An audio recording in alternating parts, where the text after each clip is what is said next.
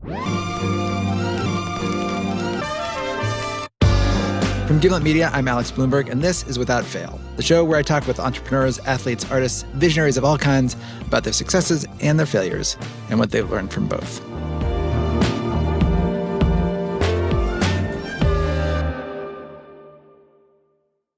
So recently, I was walking home from work with my wife, Nazneen, as I do from time to time, recording our conversation. Well, I'll just start with a biggie. This whole situation. Which one? Just like us. Us, as in the fact that we are married and running a business together. The business of Gimlet, the company bringing you this podcast and many others. And if you're just joining this podcast for the very first time, there's this whole backstory here, which we've talked about on this podcast and other podcasts. But all you really need to know is that my wife and I, we work together at this company, Gimlet, a company that my co-founder, Matt, and I started a couple of years ago. And for Nazneen and I, working together at a startup, it's a lot. I don't know what to say about it. It's a prison of our own making. A prison. Say more about that. How do you feel trapped? I've always it's always been felt like such a relief in every other job I've ever had. Just to know, I can leave this tomorrow. I don't have to work here. I'll find another, I have to work, but I'll find another.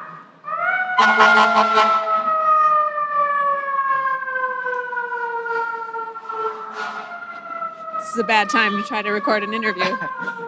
New York City.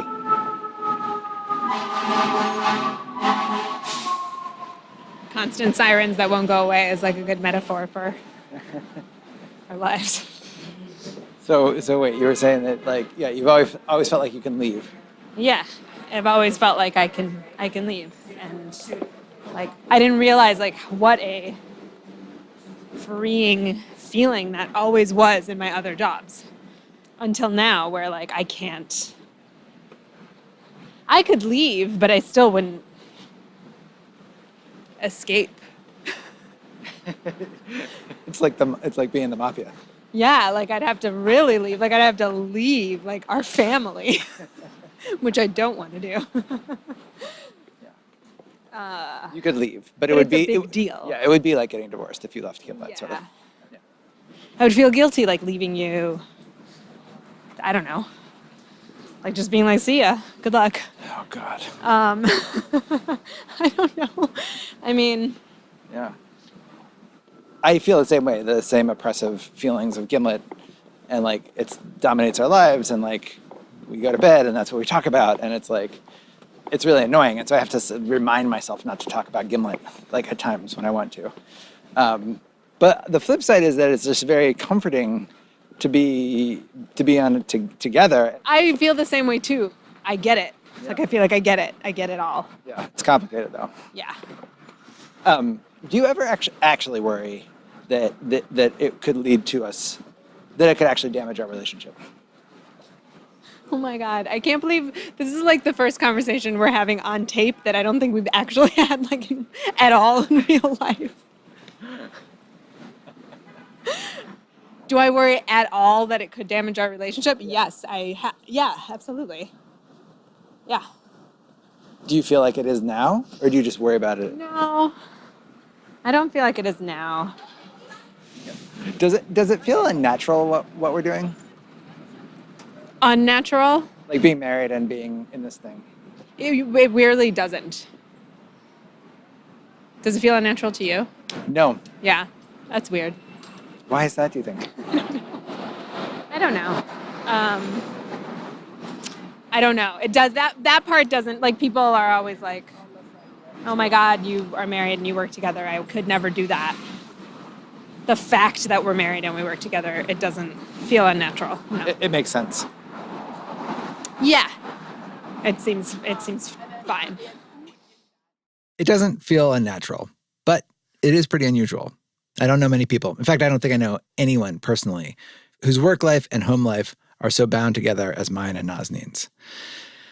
And that is just one of the reasons I wanted to talk to today's guest. Her name is Caterina Fake, and today she runs a VC firm with her life partner. Earlier in her career, she was an entrepreneur, and she founded a company with her then husband. That company was called Flickr. And during our conversation, she had a lot of really interesting insights on work and family and how those two realms can be merged. But I also want to talk to Caterina because over the course of her life, she's followed a really unique path. Today, she's widely recognized as one of Silicon Valley's leading visionaries. And I'm not just saying that. She actually won a visionary award. That was actually what it was called, from this leading Silicon Valley nonprofit called the Silicon Valley Forum. But back when Caterina was just starting out, Silicon Valley royalty, that was the last place she expected to find herself. This is actually my last career. I was a Renaissance studies aficionado. I was planning on going into academia. I'm an accidental technologist. There were certain things that I loved about the internet that drew me to it. And it wasn't the technology itself. I had two major interests. I was interested in Renaissance literature, and I was interested in postmodern literature, and I was reading a lot of Borges. And then I got online. I started communicating with a bunch of Borges lovers in Aarhus, Denmark. And I was like, this is amazing. Borges drew me to my career. Drew me to the internet, but it makes sense. Think about it. Yeah. I don't know if you ever read any Borges, but Borges anticipated the internet in his writing. Right. The Library of Babel. The Library of Babel, yeah. It is internet thinking before the internet. It's beautiful. It's the least classic path to being a tech entrepreneur that I've heard. Yes, exactly. Yeah, it's like the farthest away from like computer science classes at Stanford that I think you can get. Her journey to Silicon Valley began after college. Aside from being a Renaissance literature expert, Caterina was also a painter. And after college, she moved to San Francisco and used her art background to get a job designing and building websites. This was when the first big tech boom was happening in San Francisco. And Caterina thrived. She ran design at an early web media startup called Salon.com. She managed community forums at Netscape. And then in 2002, she and her then husband, Stuart Butterfield, decided to start their own company. It's a gaming company. They were living in Vancouver at the time. They had a small team, and they built this game called Game Never Ending, which was managing to attract a decent fan base. There was just one problem. We were broke, and we had spent $150,000 that we had raised. And we had 2 months worth of money with only one person getting paid because the rest of the team, we were doing it for love. Mm-hmm. And the one guy who was getting paid was the guy who had 3 kids. So, you think about this, you read about like the Donner Party and how it was the single man who went first. Uh-huh. And, the married couples hung on for a bit. And if you had children, there was no way you were going to die. Right. So it's a survival thing. Right. So he was the only guy getting paid, and the rest of us were eating cup noodles and we were selling furniture to make payroll. Waiting to freeze to death. Metaphorically. And so Caterina and her team decided they needed to do something drastic, change direction completely to something that would actually get them all paid. And that meant pursuing this other idea that they had. As part of the game, they developed this interface where players could create an inventory of objects that they would pick up. That inventory looked like this sort of shoebox of photos. You could drag those photos into group conversations for other people to see, and you could annotate them, and you could share the photos with other people. And that was the idea that Caterina and the people on her team wanted to transition to. They thought that could be a more monetizable idea. But not everybody agreed. Everybody on the team had joined in order to build the game, and they were really into the game. It took some time to convince the team to build this photo sharing thing, which came out of left field for them. And I think our team consisted of 6 people at that time, and 3 of us had voted for building the photo sharing thing, and 3 of us had voted against. And so we basically bribed Eric, the front-end engineer, to come over to our side. So we had to convince him. And then it wasn't clear that we were going to be able to do this at all because we were rapidly running out of money. And then this thing happened, which was we had not expected, that we had applied a year before to the Canadian government for startup funding. So we had sent this in for the game. We got a rejection letter and we kind of wiped our hands and thought that was dead. But then apparently we had checked a box that said resubmit for next year, and we had received the grant. So we got this letter, and I remember it was December 23rd. It was right before Christmas. And we got this letter saying, congratulations, we have given you, and I don't remember the amount, but I think it was approximately 175,000 Canadian dollars, which was huge. And that gave us about 3 months of runway. Of course, they gave it to us for the game, but we were working on this other thing, which eventually became Flickr. And that was what made it possible. So it was this Christmas present from the Canadian government. Wow. We were about to go under. We were almost dead. And so when this showed up, and, you know, as entrepreneurs know, it's just a matter of staying alive until you can get to the next level. And nobody called it pivoting then. Right. And it was not popular, actually, with the few investors that we did have. What gave you the conviction that this was the direction you needed to go, though? Your team didn't want to do it. You guys, I'm sure, had gotten into it because you liked the game. Like, that was the thing that you guys loved. Your investors loved it. What gave you the conviction that, like, no, we have to make this really difficult decision that nobody wants to make and go towards this other thing? In some ways, it was that we didn't have any choice, but also because there was something about this idea that seemed extremely compelling and somewhat inevitable. There were a bunch of forces that were coming together at the same time, which were that more than half of cell phones were shipping with a camera for the first time. More than half of U.S. households were on broadband, meaning that they could download photographs, which previously had been a very slow and painful experience. Right. So we kind of felt as if there was an inevitability to it, and it was also embracing the technology in a way that hadn't previously existed. So you do the pivot, which wasn't called a pivot back then. You muddle around. What was the first moment where you're like, oh my gosh, this is working?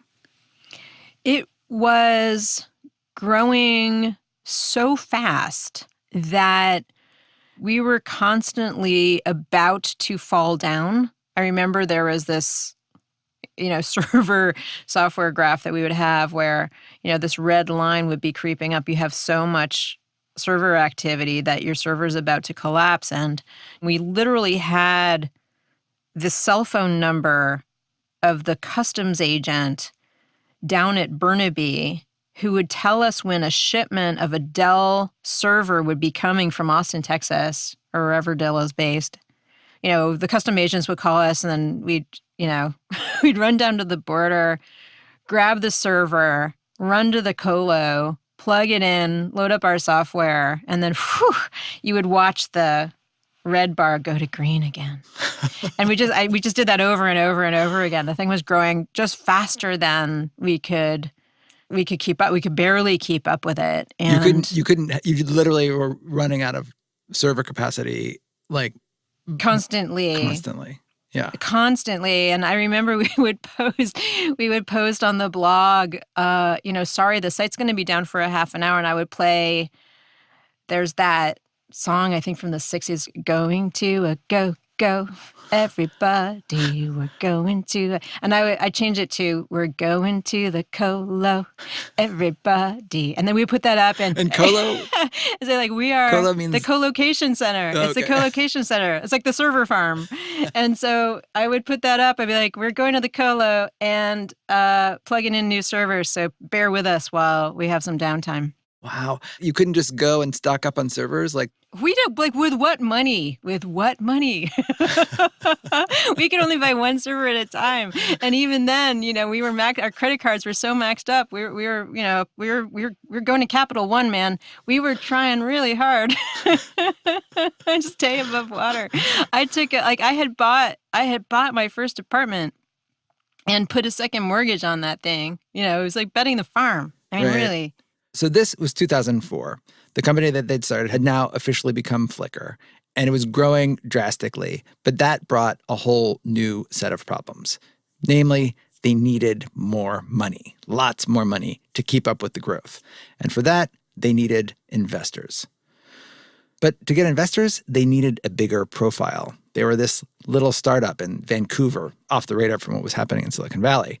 But there was a place that they could go to get themselves on the radar, to up their profile, to meet investors. It was the biggest, most important conference in the tech world called PC Forum. It was run by this well-known and respected angel investor named Esther Dyson.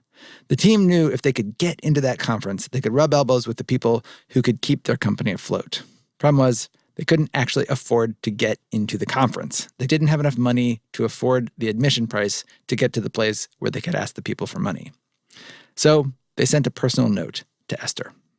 And we wrote to her and we said, we really want to come to PC Forum, but it'll cost us $10,000, which we don't have. But if our company is successful, we promise we'll come back and bring extra people the following year. And got an email back from Esther saying no. And about a half an hour later, we got another email from one of her staff members who said yes. And I was astonished by this. And we said, well, obviously, we're going with the yes. Entrepreneurs hear no, no, no, no, no. When you hear a yes, when you finally hear a yes, you have to go after that yes as hard as you can. Mm-hmm. So we took the staff member's yes. And then Esther, the next time she was in Vancouver, I think she was serving on a board for a Vancouver company, so she was often in Vancouver, which is where we were based. And she wanted to know who these people were who had somehow shoehorned their way into her conference. And so we sat down with her and had breakfast with her. And she, at the end of the meeting, said, "Can I invest?" How did that feel? Was it exciting? Yeah, I mean, it's exhilarating. It's exhilarating. It's amusement park rides, exhilarating. It was big. You feel it. After that investment, Flickr took off. They got other notable investors on board, people like Reid Hoffman, who founded LinkedIn. And their user base kept growing. It was doubling month over month. And like with any successful startup, it wasn't long before other bigger companies started knocking on their door, hoping to acquire them. One of those bigger companies was Yahoo. And in 2005, Yahoo reportedly offered $25 million to buy Flickr. And remember, Caterina and her husband, Stuart, founded this company together. This offer, one of them wanted to do it, and one of them didn't. How they resolved that and what it felt like, coming up after the break. Welcome back to Without Fail and my conversation with Caterina Fake. So when we left off, Flickr was considering an offer from Yahoo to buy the company. Was that like an easy decision? Was it something that you wrestled with? Like, how did that come about? Oh, I was very much against the acquisition, and Stuart was very much for the acquisition. It was a divided issue, to be honest. How would that division manifest in your guys' day-to-day? Was it just sort of like discussion? I think what happened was, and Stuart's very good at this, he made examples of, or a demonstration of, the good that would come from this potential acquisition. And honestly, all of the investors were on his side. It was kind of me against everybody. And I remember we did a phone call. I was like, Shutterfly is preparing to go public. Right. And I said, I don't see why we couldn't be on that same path. And I remember they laughed. The investors laughed. They're like, no, this Flickr thing will never be like that. Wow. And what did you think? I felt that I kind of felt outnumbered. What did that feel like? Just kind of bad. But the other thing too is that, this was 2004. Yeah. And there was no money around. It was not a time of abundance. It was a time of scarcity. And it seemed, I think, to most people that this was the most reasonable outcome.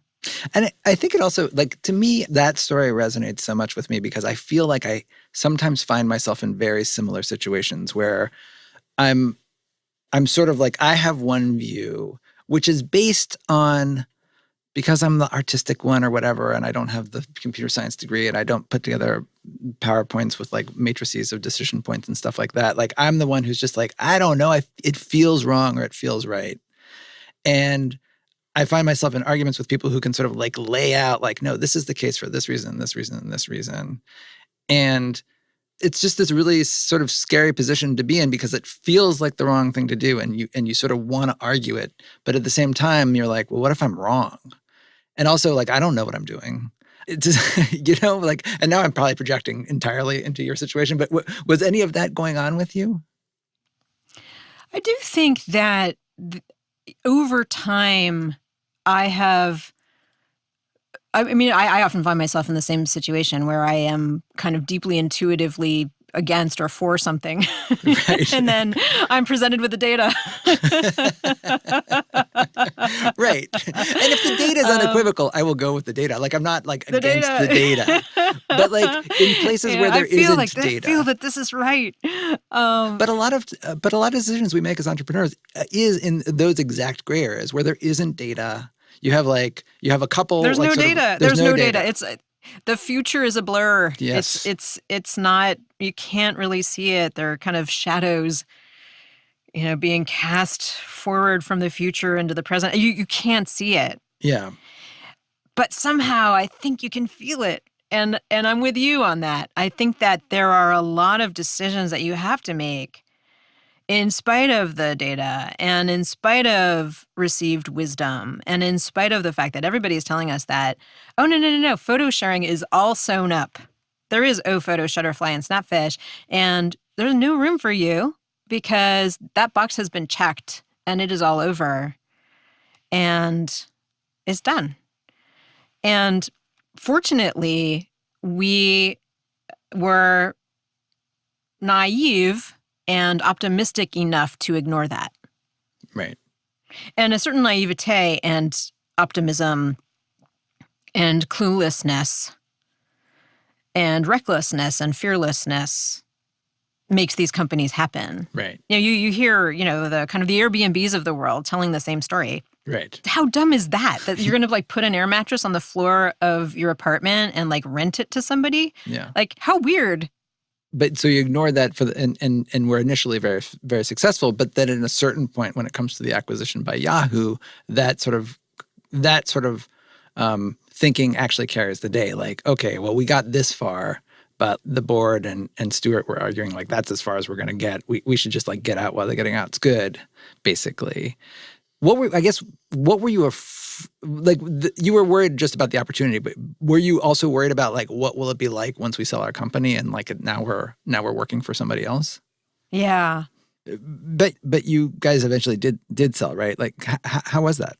The received wisdom was that once you're in a big company, it throttles you and you're no longer that feeling of the Hollywood road movie scene where you're in a convertible and the wind is in your hair and you're riding along and making your startup happen, and suddenly you just hit a roadblock and there's toll booths and traffic and you can't move. Yeah. And so that's sort of the received wisdom, and that's how I feared it would be. And so being the irrepressible optimist that I see myself as, I decided that what I was going to do is I was going to learn what I could there, and that I was going to have a good time. If the you of today were to go back to those, like, because this is your first big experience as like, founding a company, running a company, and like sort of like having this big sort of pivotal decision of to sell to Yahoo or not.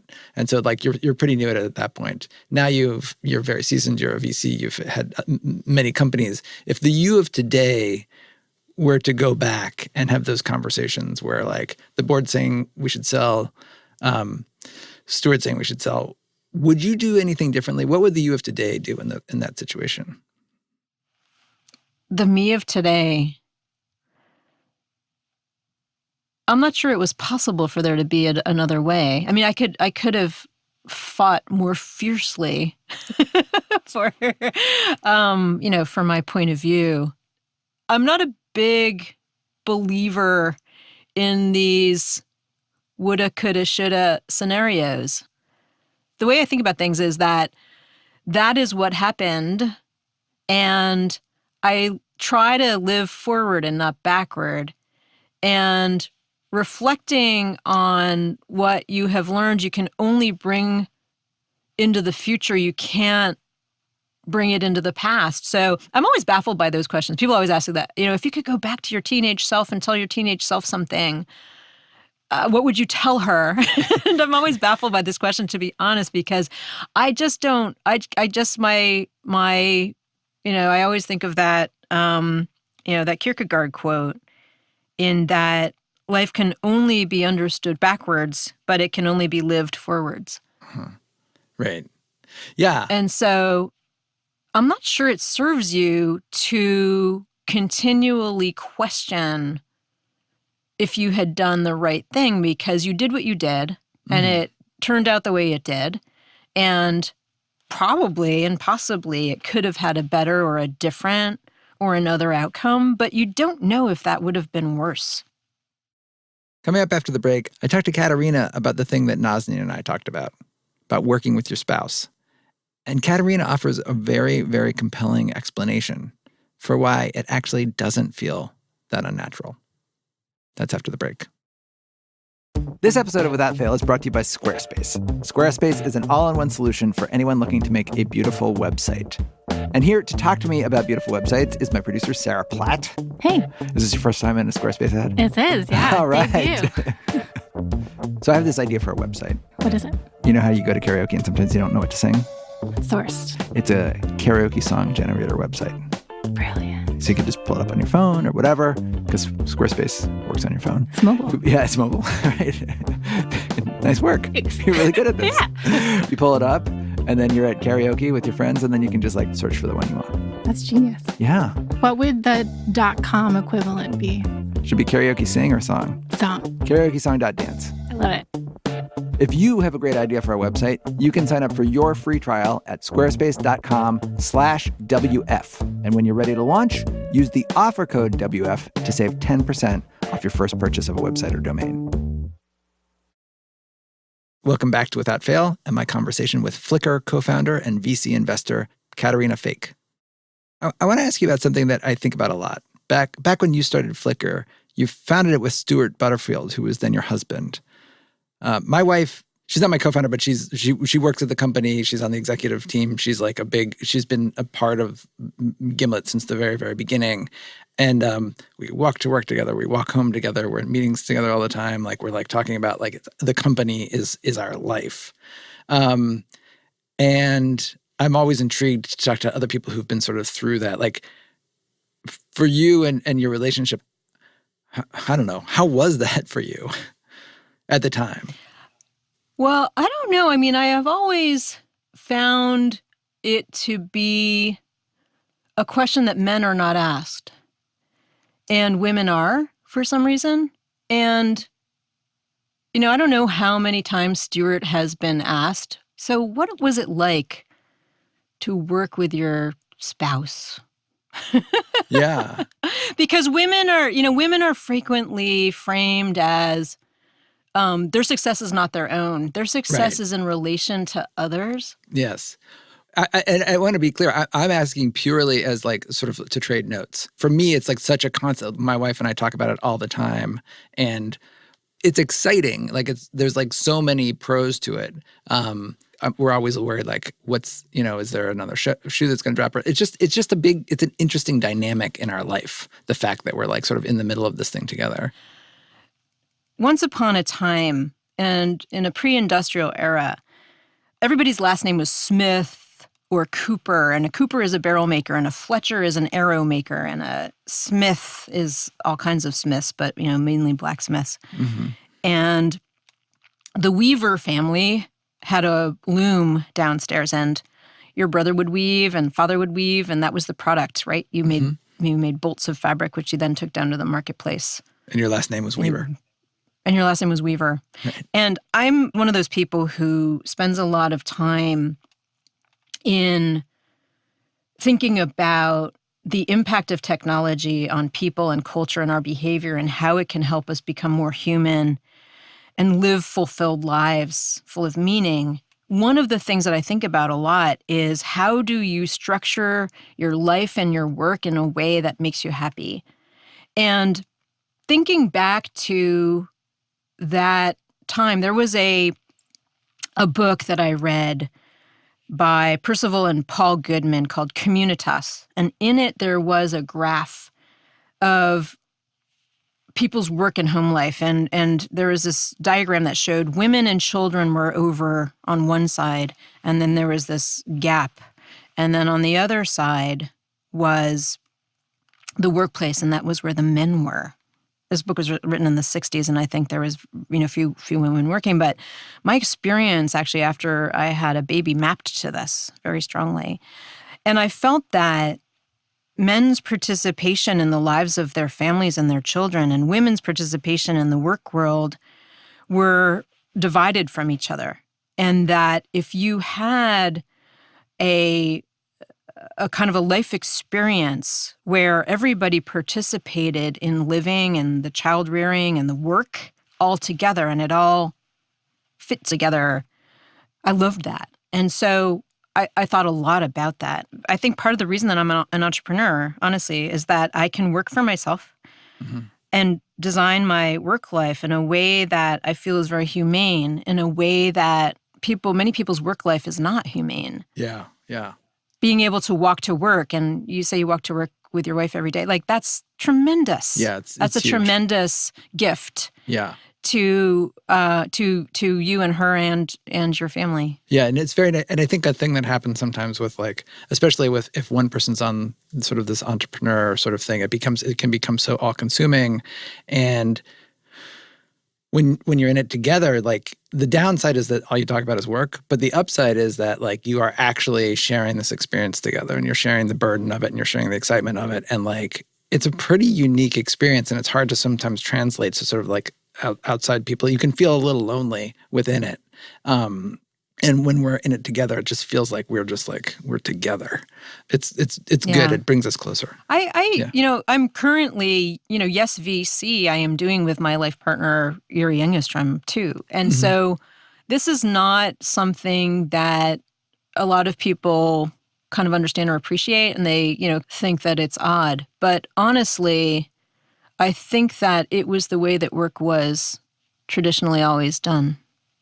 Right. But as almost always, throughout history, most businesses were family businesses. Most work was done collectively by the family unit. Yeah, I think you're right. Exactly. There's something about it that's so funny that I feel like all throughout this interview, your perspective as a student of 16th century literature is coming to bear. Yeah. But you have this very global view of oh, this is how people have organized themselves. This is how families have organized themselves. This is how work has been organized historically. And we're in this little blip, and things are changing quite a bit. But if you look over the larger sweep of time, what we think of as normal now it was historically not very normal. And actually being in the midst of your livelihood as a family unit, that's actually historically more normal probably. That's super interesting.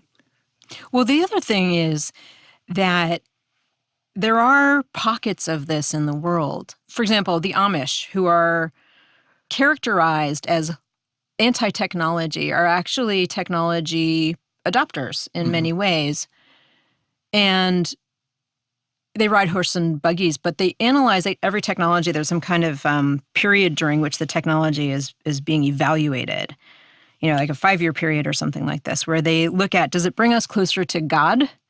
And does it bring us closer to each other? And if it divides us, we won't use it. And so it's a different way of looking at technology. So, they've kind of rejected cars, which enable people to live farther away from each other, and cell phones, which they should really just ride up to somebody's house and talk to them instead, but have adopted technologies such as solar. And it's not that they don't have websites, but they distinguish between owning and using, and they will go to the public library and use the computers there and design their websites and whatnot and go online, but will not have them in their house, which I think is a very deliberate considered use of technology. Right. There's bits of this. I'm not sure. I wouldn't, as a woman, want to be part of Right. Amish culture. I think there's fewer opportunities. They haven't for figured me, and everything out. Right. There's certainly aspects of Amish life that I would be deeply reluctant to embrace.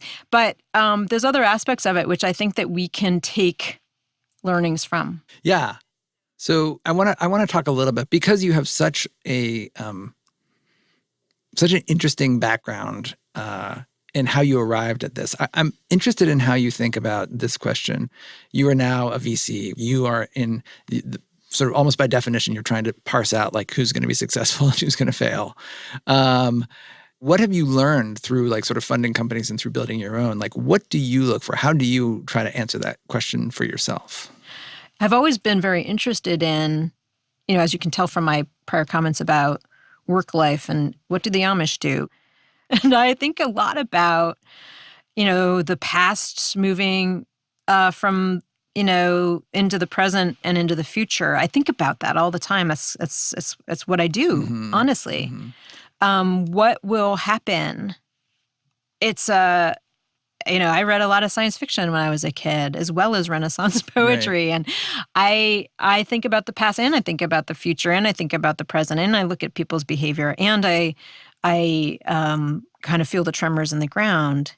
And so when I looked back at the most successful investments that I had done, they all had this feeling of find a parade and get in front of it. And when I look at companies that are out there and try to think about what does this mean to people and society and how people are behaving and how they're changing, what problems are they trying to solve, and where is society and culture going, and where do they want to go? That's how we look at things. Do you ever think what would have happened if you'd stayed in academia? I worked out. I think I took the right path.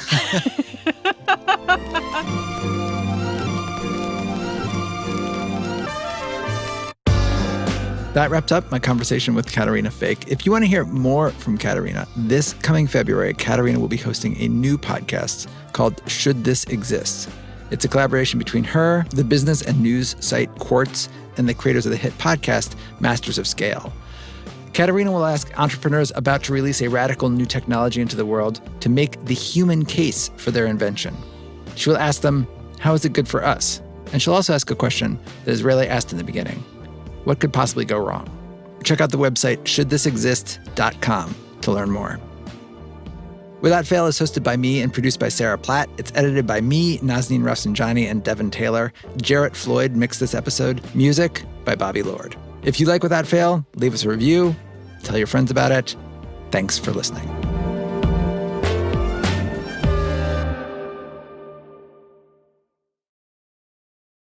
So they break the door down and they tip over a tea chest, and an entire human thorax basically falls out. I'm Wendy Zuckerman, host of Science Versus, another show at Gimlet Media. And recently, we went back to 1849, to the scene of a gruesome murder that happened at Harvard University. They just found all these parts that have been kind of pulled apart in a very bizarre manner. That's Science Versus on Spotify or wherever you get your podcasts. Thanks again to our sponsor, Squarespace. To build your next website in minutes, go to squarespace.com/WF for a free trial. And when you're ready to launch, use the offer code WF to save 10% on your first purchase of a website or domain.